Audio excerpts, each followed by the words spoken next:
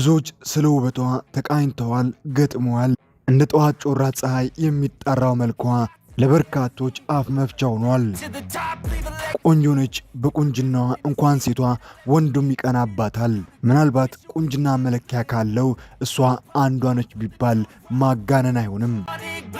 እግዚአብሔር የሰጣትን የማይጠገብ ቁንጅና እሷ ዝም ብላ አላባከነችም። በሚሊዮን የሚቆጠሩ ገንዘቦችን ወደ ካዝናዋ ታስገባለች። ነገር ግን ቁንጅናዋ ሀብት ብቻ ሳይሆን ይዞላት የመጣው ከጀርባ በርካታ መዘዞችን ይዞባት መጥቷል። ያንቺ አድናቂ ነኝ፣ ወድጀሻለሁ፣ አበርኩልሽ የሚለው ስፍር ቁጥር የለውም። በሚያስገርምና በሚያናድ ሁኔታ ደግሞ አፈቀርኩሽ፣ ሞትኩልሽ የሚላት ሰው የመድፈር ሙከራ አድርሶባታል።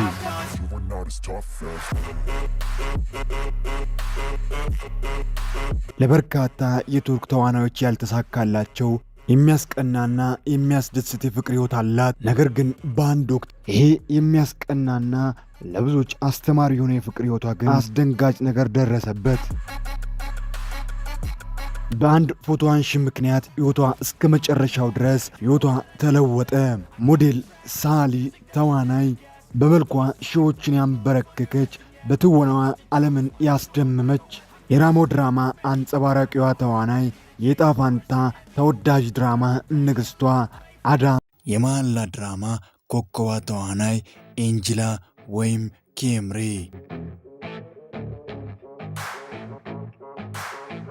ሰላም ሰላም፣ ውድ የቃና መሳጭ ቤተሰቦች እንዴት ናችሁ? እንዴት ቆያችሁልን?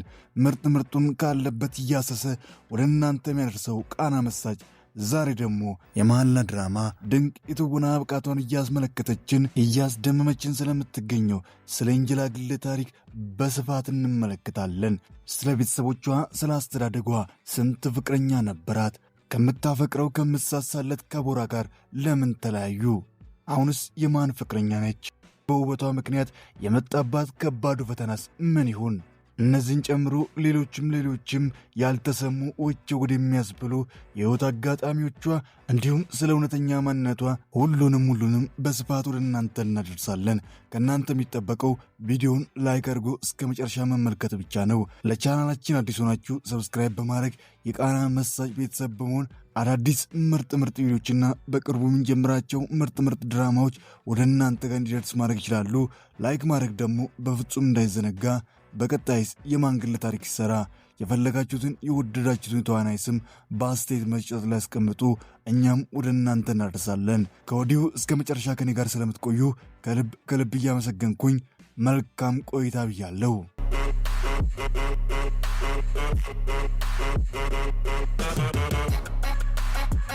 የካቲት 5 1999 በተወዳጇ ከተማ በኢዝሚር እንደ ፀሐይ የምታበራ ታዋቂዋና የዛሬዋ ዝነኛ ተዋናይ ኤንጅላ ተወለደች። አባቷም ኬምሬ ብሎ ስም አወጣላት።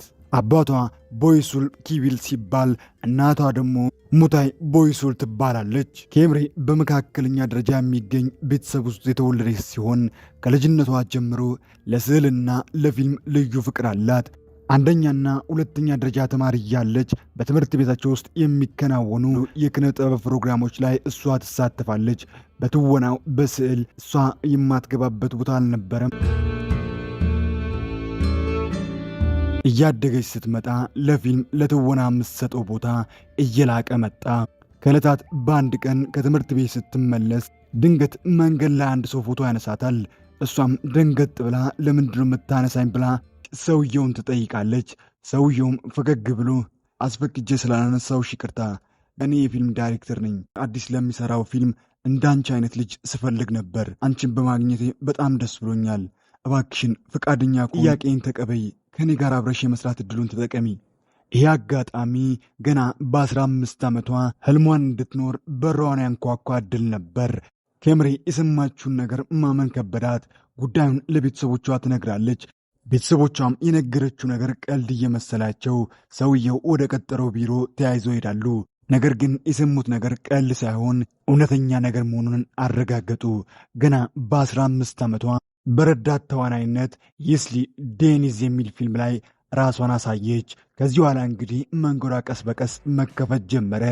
የተለያዩ የማስታወቂያ ድርጅቶች ምርታቸውን በእሷ አማካኝነት ማስተዋወቅ ጀመሩ። እሷም ከትምህርቷ ጎን ለጎን አጠናክራ ቀጠለች።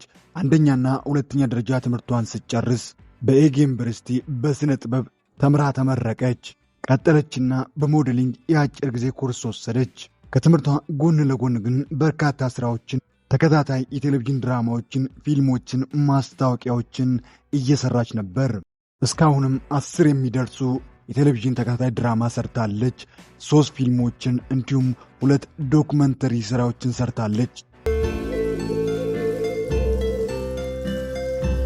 2014 የአስሊ ዴኒዝ እንደ ጉንች ሆና ሰራች። 2017 ኢስሚ ዚለር እንደ ጉልፈን ሆና ሰራች።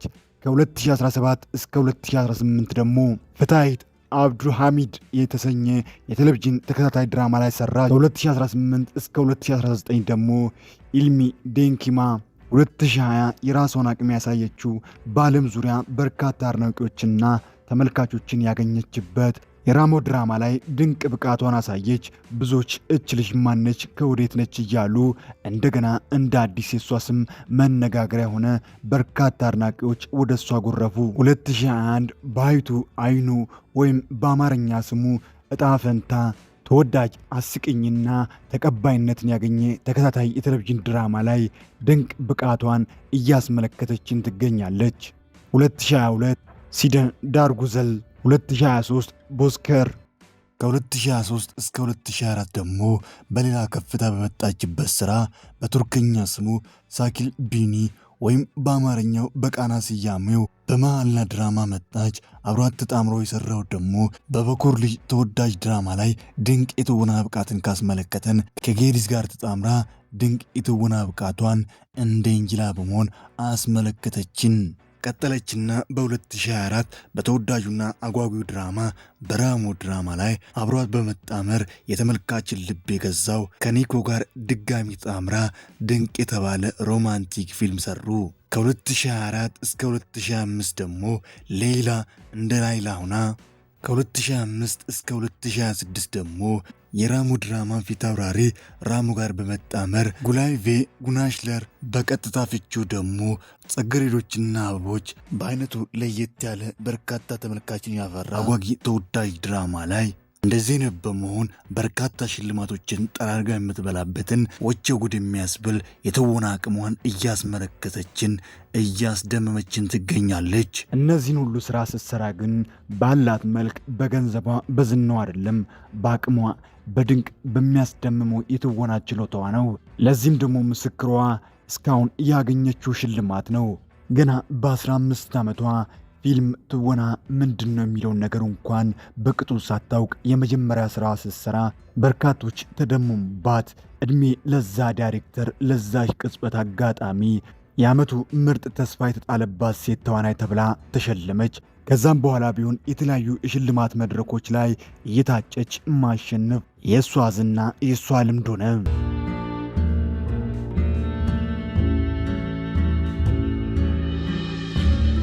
ባላት ቁንጅና እግዚአብሔር በሰጣት የተፈጥሮ መልክ አሉ የተባሉ የቱርክ ተዋናዮች፣ ባለሀብቶች፣ ዝነኞች እንዲሁም አድናቂዋ ነኝ የሚል ሁላ አፈቀርኩሽ አበርኩልሽ እያለ ወደ ደጇ ይጎርፋል።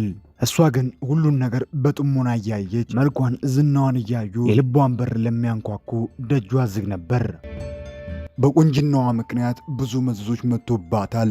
በርካቶች ወደድኩሽ አፈቀርኩሽ ቢሉም አንዳንዶች ግን አልፎ ተርፎ አድናቂሽ ነኝ ወደድኩሽ ከሚላት ሰው ጾታዊ ትንኮሳ እንዲሁም የመድፈር ሙከራ ደርሶባታል። ያ ሕጓና ያ መስፈርቷ ደግሞ ዛሬ ላለችበትና በርካታ የቱርክ ተዋናዮች ያላሳኩትን በብዙዎች ዘንድ ከዓይን ያውጣችሁ የተባለው የፍቅር ሕይወት እየመራች ትገኛለች። ይህንን ያማረና ህልም የሚመስል የፍቅር ሕይወት እንድታሳልፍ እድሉን የሰጣት ደግሞ እጣ ፈንታ ተወዳጅ ድራማ ነው። ስጦታውም ማንም ሳይሆን ዶሩ ነው።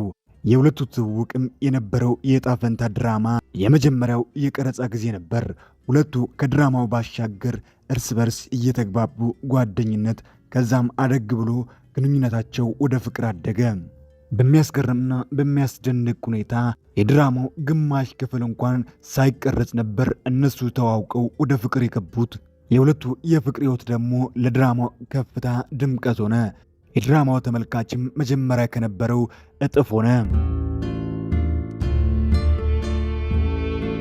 2022 ላይ ግን ብዙዎችን ያስደነገጠ አንድ ዜና ወጣ። ያም ሁለቱ ጥንዶች ተለያዩ፣ ተፋቱ የሚል ዜና መራገብ ጀመረ። ነገር ግን ብዙም ሳይቆይ ከወራት በኋላ የተለያዩ ዝግጅቶች ላይ ጥንዶቹ እጅ ለእጅ ተያይዞ መገኘት ጀመሩ። ይህን ተለያዩ የሚለውን ዜና የዘገቡ ጋዜጠኞች ሁሉ አፋቸውን ያዙ። 2025 አካባቢ ያ የተለመደ ዜና መሰራጨት ጀመረ። አዳና ቦራ በድጋሚ ለሁለተኛ ጊዜ ተለያዩ የሚል ዜና በየሚዲያዎች መሰራጨት ጀመረ። የሁለቱም አድናቂዎች ግን በዚህ ዜና በፍጹም አልተደናገጡም። ጉዳዩ አሉባልታ፣ የሚዲያዎች ፈጠራ ነው ብሎ ሁሉም ዜናውን አጣጣሉ። ነገር ግን ውሎ እያደረ ሲመጣ ነገሩ እውነት መምሰል ጀመረ። እነዛ የሚያምሩ ጥንዶች እጅ ለእጅ ተያይዞ ሁሌም የሚተያዩ ከዓይን ያውጣችሁ የተባሉ ጥንዶች በየዝግጅቱ ለየብቻ መታየት ጀመሩ። ከብዙ ዝግብ በኋላ ሁለቱ ጥንዶች በመጨረሻም በስምምነት እንደተለያዩ ተሰማ። የመለያየታቸው ዜና ተሰምቶ ሳምንታት እንኳን ሳይቆጠሩ ኤንጅላ ከሌላ ወንድ ጋር አዲስ ሕይወት ጀመረች የሚባል ዜና መሰማት ጀመረ። የተሰማውም ዜና ወሬ ብቻ ሳይሆን ተጨባጭ የሆነ ማስረጃ ያለው እውነተኛ ዜና ነበር።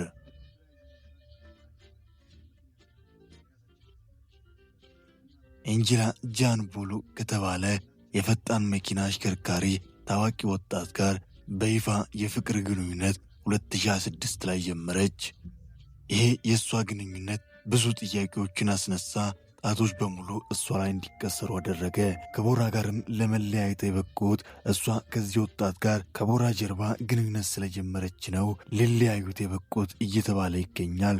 ነገር ግን ሁለቱም ጥንዶች በዚህ ጉዳይ ላይ ተጠይቀው ሁለቱም ጥንዶች መልስ ለመስጠት ፈቃደኛ አልሆኑም። እሷና ቦራ ተለያዩ የሚለውን ዜና እውነት ያስባለው ደግሞ ሁለቱም ጥንዶች በየማህበራዊ ሚዲያቸው ላይ አብረው የሚገኙትን ቪዲዮዎችን፣ ፎቶዎችን አንድ በአንድ ለቃቅመው አጥፍተዋል።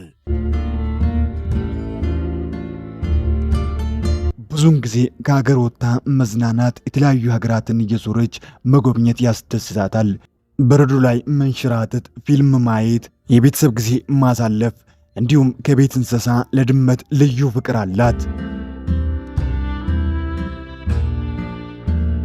ማህበራዊ ሚዲያ ላይ ያላትን ተከታይ ስንመለከት በፌስቡክ ከ134,000 በላይ ተከታዮች ሲኖሯት እሷም 2 ሰዎችን ትከተላለች። አዲስ በከፈተችው የቲክቶክ አካውንት ምንም አይነት ቪዲዮ ሳለቅ ከ64,000 ሰው በላይ ይከተላታል። ከሁሉም በላይ ደግሞ በኢንስታግራም ገጿ ላይ ቱርክ ውስጥ ከሚገኙ በማህበራዊ ሚዲያ ላይ ከፍተኛ ተከታዮች ካላቸው ተዋናዮች መካከል አንዷ ሆናለች።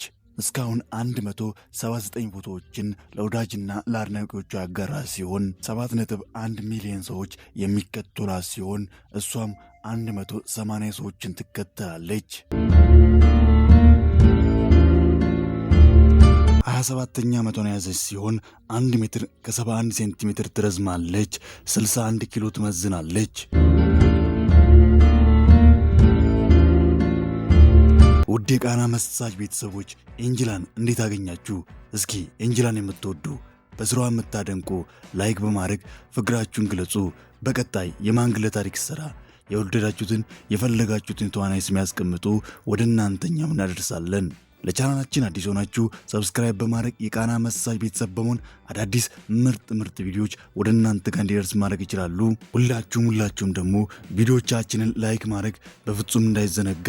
ስለ ሁሉም ከመጀመሪያ እስከ መጨረሻ አብራችሁኝ ለነበራችሁ ከልብ እያመሰገንኩኝ በቀጣይ በቆንጆ ቪዲዮ በቆንጆ ስራ እስክንገናኝ ኩፋይንካውት ደጋ ይለፎት አገሬ ሰላም ትሁን።